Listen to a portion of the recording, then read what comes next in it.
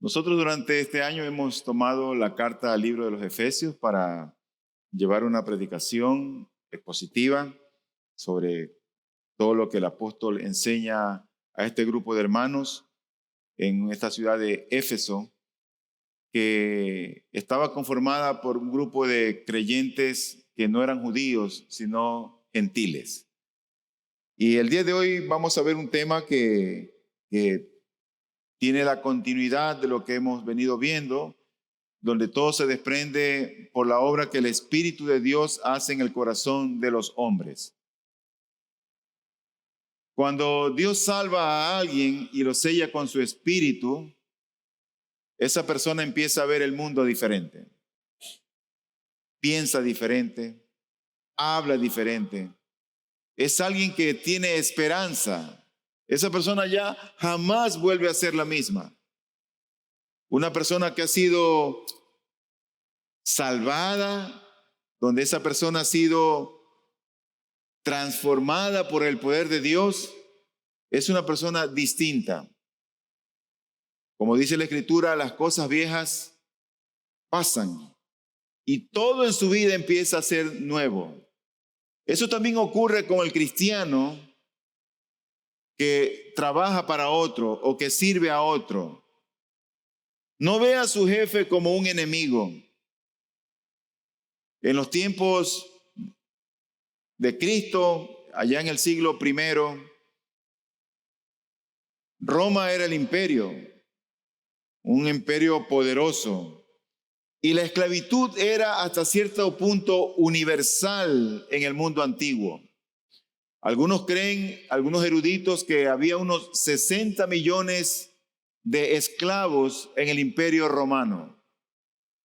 Esas personas que eran siervos o esclavos era la fuerza laboral de la sociedad. A veces uno ve una película y piensa que los esclavos es el que está con el hoz, con el hacha y el machete arando los campos.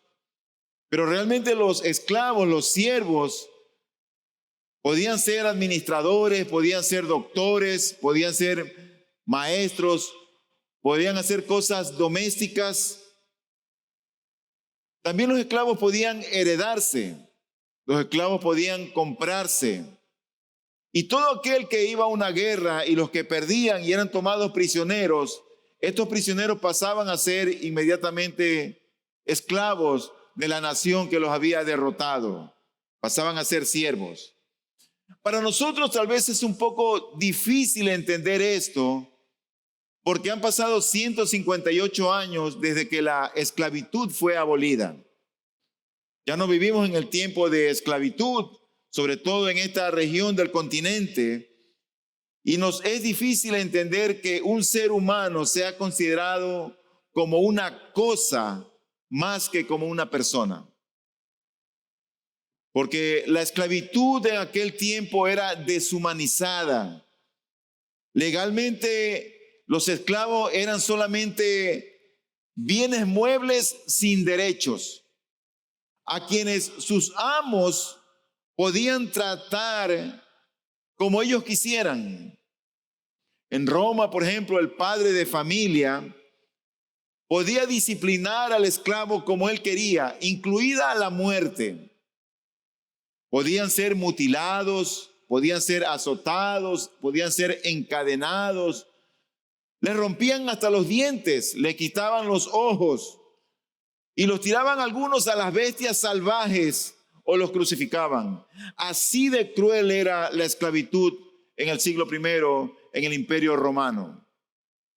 La crueldad hacia ellos, estos hombres que servían a familias, era común. Mucha crueldad.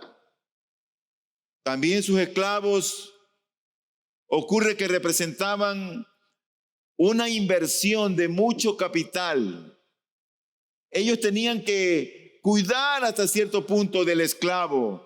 Era ventajoso cuidarlos bien. Así como ellos lo hacían con sus animales y con sus muebles. No les resultaba, no era conveniente para ellos tener un esclavo enfermizo, débil. Ellos lo tenían para que trabajen la tierra, para que sirvan, para que hagan las cosas. Y sobre eso es lo que yo quiero hablar en esta mañana. Quiero que vayan por favor conmigo al libro de Efesios, al capítulo 6, y vamos a leer del versículo 5 hasta el versículo número 9.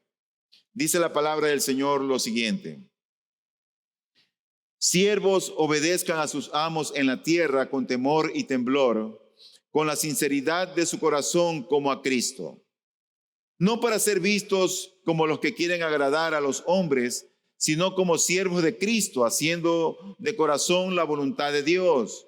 Sirvan de buena voluntad como al Señor y no a los hombres, sabiendo que cualquier cosa buena que cada uno haga, esto recibirá del Señor, sea siervo o sea libre. Y ustedes, amos, hagan lo mismo con sus siervos y dejen las amenazas, sabiendo que el Señor de ellos y de ustedes está en los cielos y que para Él no hay acepción de personas. El tema que vamos a ver en esta mañana lo he titulado Relaciones laborales, esclavos y amos. Y he dividido el sermón en 3 partes. Lo primero que quiero ver con ustedes es cuál era el deber de los esclavos. Lo segundo que veremos es cuál es el deber de los amos, de los jefes, de los que gobernaban. Y lo tercero que quiero ver con ustedes es un análisis sobre todo este aspecto que tiene que ver con la esclavitud. Los esclavos eran aceptados en la comunidad cristiana en los tiempos del apóstol Pablo. Por eso Pablo es que toca este tema en los pasajes que hemos leído y él habla acerca del mismo. Los esclavos tenían cierta responsabilidad moral, pero también los amos tenían cierta responsabilidad moral. Quiero que vayamos a leer los primeros 3 versículos, del 5 al 8, para ver cuál era el deber de los esclavos. Dice la Escritura lo siguiente: siervos, obedezcan a sus amos en la tierra con temor y temblor, con la sinceridad de su corazón como a Cristo, no para ser vistos como los que quieren agradar a los hombres, sino como siervos de Cristo, haciendo de corazón la voluntad de Dios. Sirvan de buena voluntad como al Señor y no a los hombres, sabiendo que cualquier cosa buena que cada uno haga, esto recibirá del Señor, sea siervo o sea libre.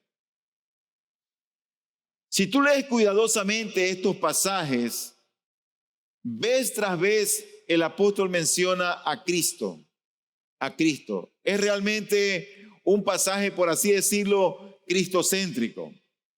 Porque dice la Escritura que deben servir los esclavos con sinceridad de su corazón como a Cristo. No para ser visto como los que quieren agradar a los hombres, sino como siervos de Cristo. Sirvan de buena voluntad como al Señor, como a Cristo, sabiendo que cualquier cosa buena que uno haga, esto recibirá de Cristo, es decir, del Señor. Encontramos aquí un carácter cristocéntrico donde el Señor está en el centro del tema de los esclavos y de los amos. Ahora, si los hijos debían obedecer a sus padres, como ya lo vimos en el domingo anterior, los esclavos debían de obedecer también a sus amos. Eso es así, como dice la Escritura, por causa del Señor. Dice el versículo número 9 de Efesios 6: y ustedes, amos, hagan lo mismo con sus siervos y dejen las amenazas, sabiendo que el Señor de ellos y de ustedes está en los cielos y que para Él no hay acepción de personas. Ellos debían de obedecer a sus amos, porque como dice la Escritura, la obediencia debía de ser como a Cristo, como dice el versículo número 5. Como lo dice el versículo 6, ellos deben de conducirse como esclavos de Cristo, pero también deben de servir como quien sirve a Cristo, en lugar de hacerlo como para ser visto por el hombre o por el jefe. De ahí que el esclavo cristiano en aquel entonces debía de esperar la misma recompensa del mismo Señor y Dios a quienes ellos estaban sirviendo. Dice la Escritura que todo lo que hagamos, sea de palabra o sea de hecho, debemos de hacerlo como para el Señor y no para los hombres. De hecho, 1 Corintios 10:31 nos dice, cualquier cosa que hagamos, por más sencilla que sea, como si tú comes o bebes o haces cualquier cosa, hazlo para la gloria de Dios. Ahora, la perspectiva del esclavo, con esto que escribe el apóstol Pablo, ha cambiado, se ha ampliado, se ha ensanchado. Ahora hay una preocupación más alta que el esclavo debe tener en cuenta. Ya no solamente estaba el hecho de servir al amo, ya no estaba solamente el hecho de hacer las cosas bien para que el amo esté contento. Ahora había un ingrediente adicional. Dice el versículo número 6, no para ser vistos como los que quieren agradar a los hombres, sino como siervos de Cristo, haciendo de corazón la voluntad de Dios. Ese era el ingrediente adicional. Ellos estaban sirviendo, entendiendo que era la voluntad de Dios que los había llevado en ese lugar a que puedan servir a otros. Eso a nosotros nos lleva a pensar en las cosas que tú y yo hacemos en nuestros trabajos. El lugar donde tú trabajas o lo que tú haces, es Dios que te ha dado la gracia, la habilidad de hacer lo que tú haces, de tener el conocimiento que tienes para hacer lo que tú haces. Tú no debes de renegar por aquello que Dios te ha dado, por la habilidad que tú tienes y que yo no tengo, pero que tú la haces muy bien. Bueno, tú debes de trabajar no como para agradar a tu jefe, sino como para agradar al Señor que Él te ha puesto allí. Por eso es que el esclavo cristiano debía esperar la recompensa del Señor. Y exactamente el mismo principio puede aplicar o se puede aplicar a los cristianos contemporáneos que están sirviendo a otros en sus empleos. Nuestra gran necesidad es la visión clara que nos permita ver a Jesucristo y colocarlo delante de nosotros.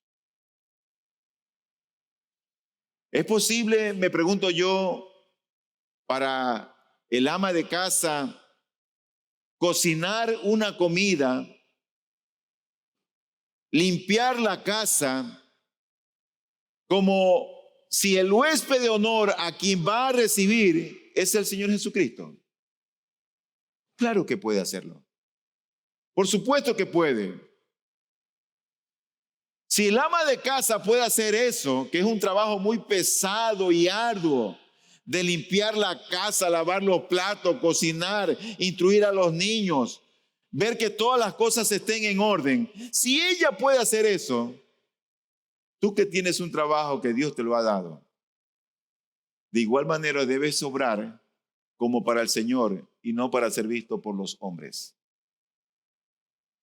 Ahora, ¿cuál será el resultado para estos esclavos que aquí describe la Escritura si seguían esta enseñanza apostólica? Porque cada vez que alguien se ajusta a la obediencia de lo que Dios dice, algo tiene que ocurrir. Dios de una u otra manera te va a bendecir. Si tú haces lo contrario, vas a recibir el castigo, el juicio o la desaprobación de Dios. Pero si tú eres obediente a la palabra, Dios te va a bendecir. ¿Qué pasaba para estos hombres que eran esclavos, que servían a sus amos? En primer lugar, tu servicio, el servicio de ellos, donde quiera que Dios los hubiera colocado, sería ejemplar. Ejemplar. Serías probablemente respetuoso, obedeciendo con respeto y con amor. La Nueva Versión Internacional traduce ese texto, el versículo 5, y dice así: esclavos obedezcan a sus amos terrenales con respeto y temor, y con integridad de corazón, como a Cristo. Si a ti el jefe que tú tienes no te cae bien, no te gusta lo que haces, no lo critiques. Renuncia a tu trabajo y busca otro trabajo. Porque ese hombre o esa mujer que te ha contratado, te contrató confiando en ti que tú ibas a hacer un buen trabajo. Y si tú eres un creyente, haz lo que tengas que hacer como para el Señor y no para los hombres. Ahora, ser ejemplar en tu trabajo no es ser servil, sino más bien reconocer a la autoridad que es tu jefe en este caso, que Dios lo ha puesto allí. En otras palabras, lo que hay allí es un reconocimiento reverente. Hoy el día el país está medio convulsionado y hablan del presidente, critican al presidente. ¿Sabes quién puso al presidente? No fue el pueblo ecuatoriano, fue Dios. Él permitió que él llegue a ese cargo. ¿Y qué nos manda Dios a hacer por nuestras autoridades? Orar por ellos. Orar por ellos. Y eso es lo que tenemos que hacer. Orar por nuestros gobernantes, orar por nuestras autoridades. Dios es el Dios soberano que pone y quita reyes. Pero otro resultado no solamente sería que tu servicio sería ejemplar, sino que también llegarías a obedecer con integridad de corazón. Dice el versículo número 6, no para ser vistos como los que quieren agradar a los hombres, sino como siervos de Cristo, haciendo de corazón la voluntad de Dios. ¿Qué significa hacer de corazón, la integridad de corazón? Eso significa sin hipocresías. Así de sencillo.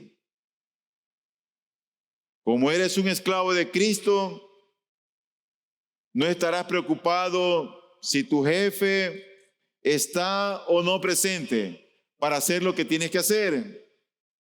Tú sabes si tienes en tu conciencia para quién estás trabajando y estás procurando hacer la voluntad de Cristo. Pero otra cosa que se desprende de aquello cuando tú sigues el consejo apostólico de lo que Dios ha dicho en su palabra, es que esto te llevará a hacer de buena gana lo que haces, no de mala gana. Dice el versículo número 7, sirvan de buena voluntad como al Señor y no a los hombres. Así que si tú puedes ver allí, el esclavo, el que servía a otros, tenía cierta responsabilidad, ciertos deberes morales delante de Dios, delante del Señor. Pero ¿qué dice de los amos? No dice mucho, no habla en tanto detalle como habla de los esclavos o de los que sirven, porque yo creo que hay más personas que servimos que gente que está en una alta magistratura. Pero a los amos, a los que gobiernan, a los que dirigen, a los que presiden, a los que lideran, Pablo les recuerda 3 principios. El primer principio es el principio de la reciprocidad. Yo no entendía mucho esto hasta que estuve trabajando en cierto lugar diplomático hace muchos años. Y cuando estuvimos en República Dominicana, un tiempo viviendo allí, la embajada dominicana trataba a la ecuatoriana de la misma manera como nosotros los tratábamos a ellos. Eso se llama reciprocidad. Si tú no deseas que entremos a tu país con visa, entonces nosotros también, tú entras aquí sin visa. Y así por el estilo tenían muchas cosas que eran recíprocas. El aspecto de la reciprocidad Es algo que deben de recordar aquellos que están arriba. En otras palabras, si tú esperas recibir respeto, muestra respeto. Y respeta también al que te sirve. Si esperas recibir servicio, préstalo también. Tú también puedes servir. De hecho, cuando tú ves la vida de nuestro Señor Jesucristo, siendo Dios, Él vino a servirnos a nosotros. ¿Sabes? Si a veces me pongo a pensar en aquel evento cuando Él tuvo que tomar agua y lavar los pies polvosos de sus discípulos. Dios haciendo eso con un grupo de pecadores. ¿Qué ejemplo más glorioso nos da el Señor de una vida de servicio?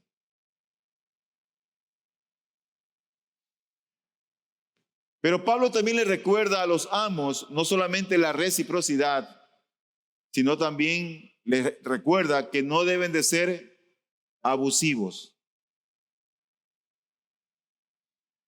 Dice el versículo número 9, y ustedes amos, hagan lo mismo con sus siervos y dejen las amenazas. Así lo dice el Señor. No deben amenazarlos. Así como los padres no debemos de provocar a ira a nuestros hijos, tampoco los amos debían amenazar a sus esclavos. Es decir, que ellos no tenían que abusar de la posición en la que estaban, porque en todo trabajo amenaza quien tiene el poder. Ese es el que amenaza. Una relación basada en amenazas no es humana. No es humana. Pero en tercer lugar, el apóstol Pablo le recuerda a los amos quién era el Señor del uno y quién era el Señor del otro. Tanto para el que servía como para el amo, el Señor, si eran cristianos, era el mismo Señor. No era otro diferente. Dice el versículo 9 una vez más, y ustedes, amos, hagan lo mismo con sus siervos y dejen las amenazas, sabiendo que el Señor de ellos y de ustedes está en los cielos y que para Él no hay acepción de personas. Es decir, que el mismo Señor que tenía el esclavo, si era cristiano, si el amo era cristiano, era el mismo. Y ese mismo Dios estaba en los cielos. Y con Él no hay favoritismos. Con Él no hay acepción de personas. Ese es nuestro Dios. Estos tres principios tenían la intención de alguna manera de achicar esa brecha social y cultural que había entre esclavos y amos. Quiero llegar a mi tercer punto y hacer un análisis de este tema. La nueva relación que hizo posible Jesucristo entre esclavos y amos era algo nuevo y hermoso en el siglo I. Era algo nuevo, porque era común tener esclavos. Y cuando tú vas al Nuevo Testamento, tú te das cuenta que en el Nuevo Testamento no se condena explícitamente la esclavitud. Y tampoco se la aprueba, ni lo uno ni lo otro. De alguna manera pienso yo que ha habido diferentes grados de degradación en la práctica de la esclavitud en épocas y lugares diferentes. Por ejemplo, la esclavitud afroamericana fue peor que la romana. La romana fue peor que la griega. Y la griega peor que la hebrea. De ahí que yo pienso que la conciencia cristiana debe de condenar la esclavitud en todas sus formas. Todo cristiano debería de condenar, de rechazar la esclavitud. Su mal no radica en el servilismo, ni tampoco en el elemento de compulsión, lo que esto genera o provoca, sino más bien que el mal radica en la posesión de un ser humano poseyendo a otro, que lo degrada convirtiéndolo en un subhumano para ser usado, explotado y comercializado. Pero también en la crueldad que a menudo acompaña todo eso. En eso radica el mal. Por eso la esclavitud es mala. Siendo así, nosotros nos preguntamos entonces, ¿por qué el Nuevo Testamento no pidió la abolición? No habla de rechazar o de eliminar la esclavitud. ¿Por qué más bien es como que guarda silencio? Hay varias razones para aquello. En primer lugar, si tú ves la iglesia en el siglo I, la iglesia era un grupo pequeño, un grupo minoritario. Y profesar ser cristiano o seguidor de Cristo era algo ilegal, y tampoco tenían los cristianos poder político. Entonces Cristo no vino a formar una revolución. Rebélense contra la esclavitud, rechácenla en todas sus formas. No, ese era un grupo pequeño, minoritario, que no tenían poder político, con una religión ilegal. Ese era el primer punto. Pero antes de que Cristo viniera a este mundo, antes que Él se encarnara, en los años 80 a 40 antes de Cristo, recuerda que de allá para allá viene de arriba para abajo antes de Cristo, algunos eruditos sostienen que fueron liberados unos 500,000 esclavos del Imperio Romano. Por lo tanto, los esclavos que quedaban solo debían de esperar el momento para ser liberados. Ahora, eso fue lo que motivó al apóstol Pablo, al Espíritu de Dios, a que él escribiera que si podían buscar su libertad, que lo hicieran. De hecho, Pablo aconseja a Filemón que libere a Onésimo, que era un esclavo de él.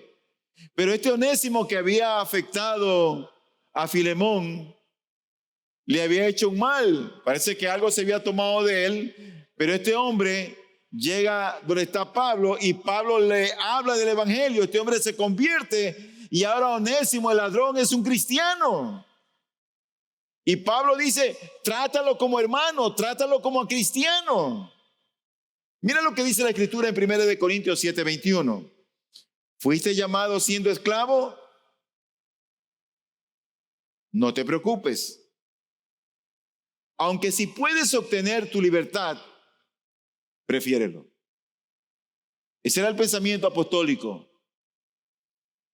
Y leamos Filemón del 9 en adelante. Pablo, escribiéndole a este hombre, le dice así: no obstante, por causa del amor que te tengo, te hago un ruego siendo como soy. Pablo, anciano y ahora también prisionero de Cristo Jesús, te ruego por mi hijo Onésimo, a quien he engendrado en mis prisiones, quien en otro tiempo te era inútil, pero ahora nos es útil a ti y a mí. Y te lo he vuelto a enviar en persona, es decir, como si fuera mi propio corazón. Hubiera querido retenerlo conmigo para que me sirviera en lugar tuyo en mis prisiones por el evangelio. Pero no quise hacer nada sin tu consentimiento, para que tu bondad no fuera como por obligación, sino por tu propia voluntad. Porque quizás por esto se apartó de ti por algún tiempo, para que lo volvieras a recibir para siempre, ya no como esclavo, sino como más que un esclavo, como un hermano amado, especialmente para mí, pero cuanto más para ti, tanto en la carne como en el Señor. Si me tienes, pues, por compañero, acéptalo, como me aceptarías a mí. Ahí está la historia de este hombre que salió huyendo de Filemón y que llegó a oír el evangelio de labios del apóstol Pablo, y este hombre encontró la gracia de Cristo. Y ahora Pablo ya está viendo a este hombre que podía ser útil y podía seguir sirviéndole, ya no como un simple esclavo, sino como mi hermano en Cristo. ¿Tú tienes algún empleado doméstico, tal vez que sea un creyente o una creyente? Trátalo como un hermano. Trátalo como un cristiano. Y si no lo es, bueno, da testimonio de lo que Cristo ha hecho en ti. ¿Tienes un jefe que tal vez es cristiano? Bueno, si tú eres un creyente, trátalo como un hermano. Aunque muchas veces ellos no te tratan así. Pero lo tercero que quiero indicar es por qué el Nuevo Testamento no pidió su abolición. Es que en aquella época el estatus legal de los esclavos empezaba de una u otra manera a suavizarse y mostraba algunos signos de futuras mejoras. Fíjate que ya los esclavos tenían derecho a casarse, derecho a tener una familia y también derecho a tener su propiedad.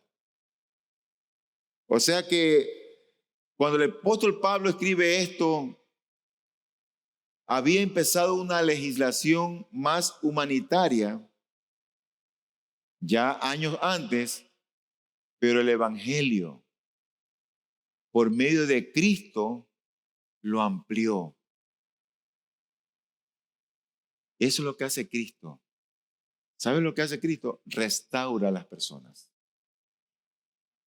Los restaura.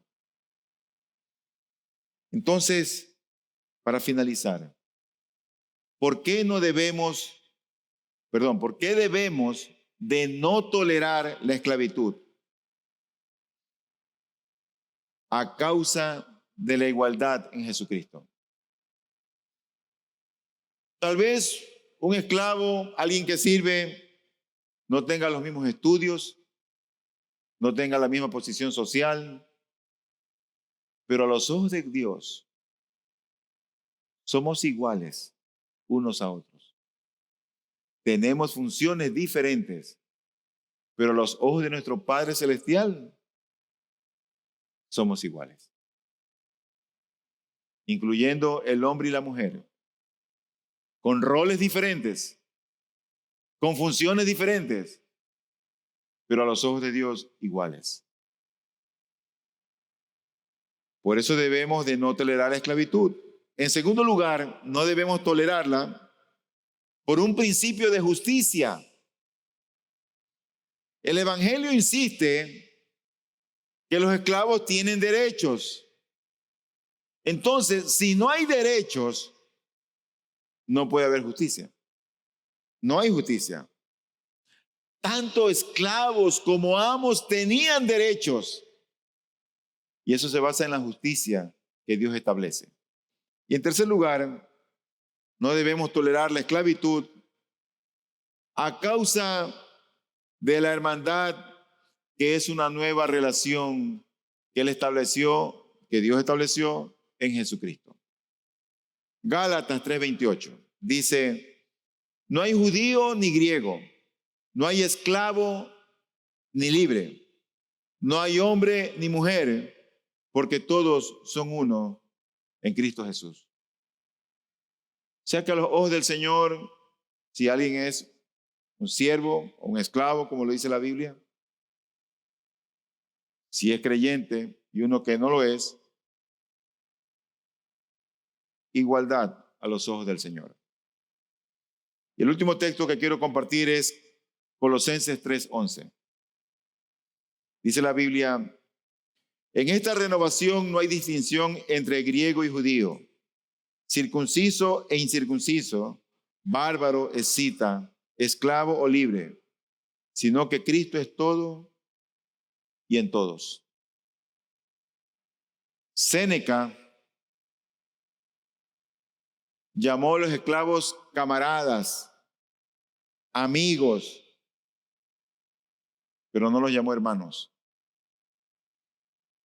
Porque solo de cristiano a cristiano es que ocurre esto, donde uno puede llamar a otro mi hermano en Cristo o mi hermana en Cristo. Quiera el Señor que esta palabra nos lleve a motivar el lugar donde Dios nos ha puesto a servir a otros.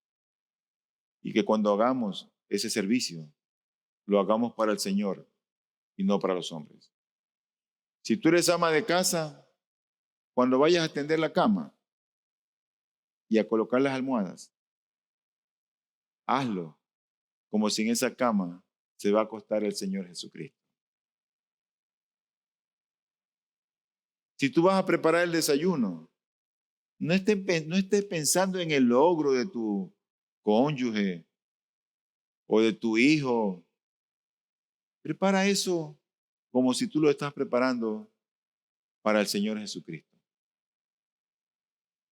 Y cualquier cosa que hagas en el hogar, hazlo como para el Señor y no para los hombres. Que Dios bendiga su palabra.